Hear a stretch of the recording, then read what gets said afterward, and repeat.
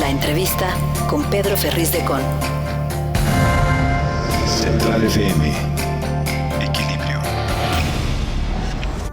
Quiero agradecer a Andrés Ataide, él es presidente del PAN de la Ciudad de México, que esté con nosotros justamente para hablar de este informe de DNB, este informe de la empresa noruega, que pues simplemente no se quiere dar a conocer. Y sabrá Dios por qué. Andrés, ¿cómo estás? Muy buenos días. ¿Qué tal? Muy buen día. Aquí contento de saludarte y por supuesto también de saludar a todas y a todos los que nos escuchan. Igualmente, Andrés, gracias por estar aquí con nosotros. Y bueno, el tercer informe de esta empresa noruega DNB, ¿qué hay detrás? ¿Qué se sabe dentro del Partido Acción Nacional en la Ciudad de México? ¿Y qué opinan de las reacciones de Claudia Sheinbaum y, por supuesto, Martí Batres acerca de este reporte que se les quieren ir con dientes y uñas en contra de una empresa de intachable reputación internacional? La verdad es que antes del corte hiciste un resumen, una narrativa creo que perfecta de lo que está sucediendo con el caso de la línea 12. Quizás solamente agregar que una fecha importante fue el sismo del 19 de septiembre del 2017.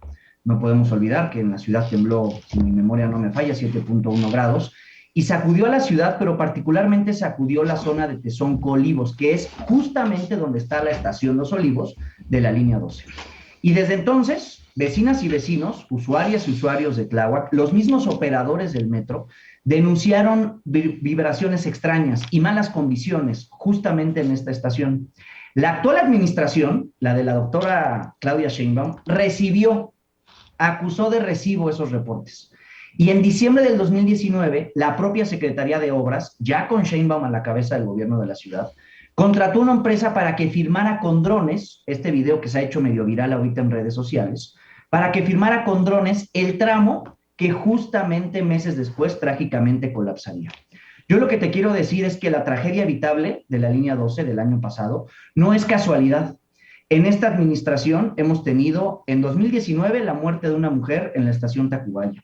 En el 2020 en Tacubaya el choque de trenes que también tuvo como consecuencia una muerte. En el 2020 el incendio del centro de control de la línea 1 a la 6, donde también hubo tragedias para la ciudad. Y ahora la estación Olivos de la línea 12. ¿Cuál es nuestra opinión y nuestra exigencia con el gobierno de la ciudad? Tú lo dijiste muy bien. A esta ciudad le costó más de 30 millones de pesos pagarle a una de las mejores empresas del mundo, experta en análisis causa-raíz, raíz-causa, de accidentes fatales como el que vivimos el año pasado. Y fue una empresa que la propia Claudia dijo que era de las mejores del mundo, que está en operación desde 1854, que tiene más de 150,000 trabajadores y que iba a hacer una investigación autónoma e independiente. En el primer dictamen, porque son 3, en el primero se concluyó que en efecto hay vicios de origen en el diseño y en la construcción. En el segundo dictamen, el primero y el segundo ya son públicos, se da a conocer que particularmente hay un problema con los pernos. Pero lo que nos dicen incluso trabajadoras y trabajadores del metro es que en este tercer y último dictamen que ya tiene el gobierno de la ciudad y que no quiere hacer público, es que se asoma explícitamente la responsabilidad del actual gobierno por la falta de mantenimiento. Y eso es lo que el gobierno de la ciudad quiere evitar, porque también impidió que Florencia Serranía compareciera en el Congreso de la Ciudad de México. Así que lo que el PAN de la ciudad, más allá de aprovecharnos, capitalizarlo, etcétera, lo que queremos es saber la verdad, porque a la fecha ni hay justicia para las familias de las víctimas que han tenido que acudir con abogados privados e incluso a instancias internacionales para encontrar lo que aquí no encuentran, que es justicia, pero también queremos justicia para encontrar a las y los responsables. Y para eso el PAN exige al gobierno de la ciudad 2 cosas. La primera, la comparecencia de Florencia Serranía ante el Congreso de la ciudad, y la segunda, la publicación del tercer y último reporte de la empresa DNV. Porque además, tú también lo planteaste y lo planteaste muy bien, porque a la empresa DNV se pagó con recurso público. Eso significa que estos dictámenes forman parte de la ley de transparencia y de todo el procedimiento de adjudicación que tiene un gobierno, cualquier gobierno, claro, de todos los partidos. Queremos saber qué dice este tercer y último reporte de DNV, que sabemos además habla de la falta de mantenimiento. Es importante lo que dices porque bajo términos de ley y como bien lo dices de transparencia, este reporte lo deben de dar a conocer y habrá que, me quiero imaginar, acudir entonces a los organismos responsables para que se dé a conocer este reporte. Por más que Claudia Sheinbaum, creo que estaba yo escuchando que alegaba que hay un convenio de confidencialidad con la empresa noruega. La pregunta es si esto es inclusive legal, tener este convenio de confidencialidad cuando se pagó con recursos públicos. Es un reporte que pagamos los mexicanos. Ahorita yo lo decía, yo no veo a Claudia Sheinbaum sacando la cartera para pagarlo de su bolsa, ni a Martí Batres sacando dinero de su bolsa para pagar esto, ¿no? Si así hubiera sido y nos demuestran que lo pagaron ellos, pues quédenselo. Pero ese reporte fue pagado con dinero del pueblo. Quieren meter toda esta tragedia, todo este polvo, debajo de un tapete. Y desde el PAN, por supuesto, que no lo vamos a permitir. Vamos a ir hasta las últimas consecuencias, vamos a acudir a todas las instancias para que este dictamen, este tercer y último dictamen, se publique. Porque ahora resulta que el gobierno de la ciudad, que fue quien promovió, defendió, presumió y contrató a esta empresa, ahora la acusa de conflicto de interés. Pero nada más falso que eso. La jefa de gobierno acusa que hay una persona que hace algunos años litigó algo, quién sabe qué, contra el actual presidente de la República. Pero esa persona, de nombre Héctor, y que por respeto a su nombre y a su privacidad me ahorraré el apellido, pero que se llama Héctor, que es el abogado señalado por la jefa de gobierno, ha trabajado muchísimos años para el gobierno de la ciudad en distintos cargos. Y que, como tú bien lo sabes, los que gobernaron antes la ciudad, muchas y muchos de ellos son los que siguen gobernando hoy la propia capital. Entonces, no hay conflicto de interés, más bien quieren esconder la verdad, y este tercer y último informe de la empresa DNV lo que asoma es también falta de mantenimiento, porque además, en el segundo dictamen, que por supuesto esta empresa de corte internacional entrega los reportes en inglés, entonces, como ya es público, y es pública también la traducción que hizo el gobierno de la ciudad al español, en el segundo dictamen ya también se habla de falta de mantenimiento. En la traducción que hace el gobierno de la ciudad, ya oficial y publicado, se ahorran ese párrafo, curiosamente. Pues en este tercer y último dictamen explícitamente hablan de la falta de mantenimiento y eso, por supuesto, hace responsable al actual gobierno de la ciudad también de la tragedia evitable de la línea 12 del año pasado. Así que no vamos a descansar para que este dictamen se publique, se dé a conocer, porque se compró, se contrató con dinero público, así que es nuestro derecho y la obligación del gobierno hacerlo público, darlo a conocer para que entonces sepamos la verdad.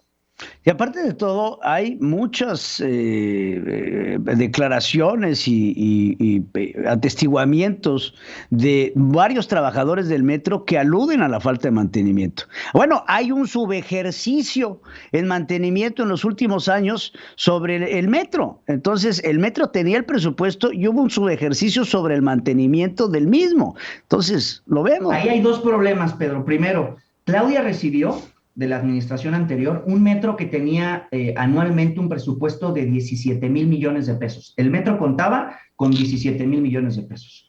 En su primer presupuesto, ya con Claudia como jefa de gobierno, el metro pasó de tener 17 a tener de presupuesto 14,000 millones de pesos. Le quitó 3,000. Y para su segundo periodo le volvió a quitar 500 millones de pesos, es decir, ya van 3,500 millones de pesos.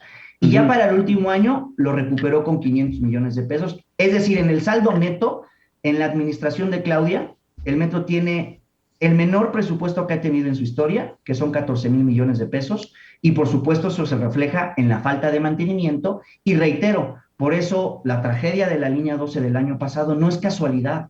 Ya se habían quemado trenes, centros de control, habían chocado trenes, había descarrilamientos.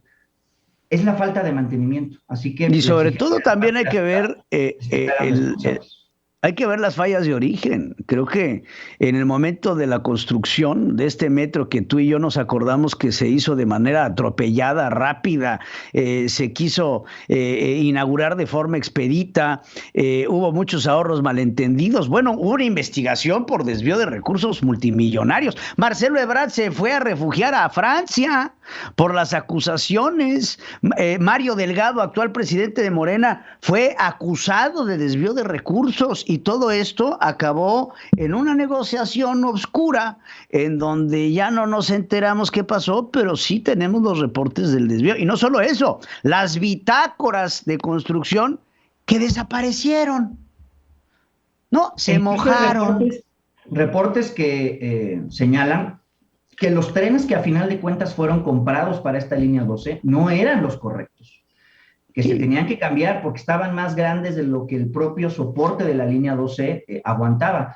Se decidió continuar con estos trenes. Esa decisión fue tomada por Mario Delgado, actual presidente nacional de Morena, y también por eso creemos que este tercer y último dictamen de la empresa noruega DNV puede arrojar mucha de la verdad, o toda la verdad, justo la verdad que el gobierno de la ciudad quiere meter debajo de un tapete. Pues te agradezco muchísimo, Andrés Ataide, por estar con nosotros, presidente del PAN de la Ciudad de México, y sigamos con la exigencia de que estos reportes se den a conocer y se empiecen a fincar responsabilidades, porque este problema no se puede callar a billetazos, como lo están queriendo hacer con los familiares de los deudos y, por supuesto, con todas las personas que se lastimaron y sufrieron algún incidente en esta línea 12 del metro. Muchas gracias, Andrés. Gracias por estar con nosotros. Gracias, Pedro. Gracias. Hasta luego. Sigue escuchando a Pedro Ferriz de Con. Central FM.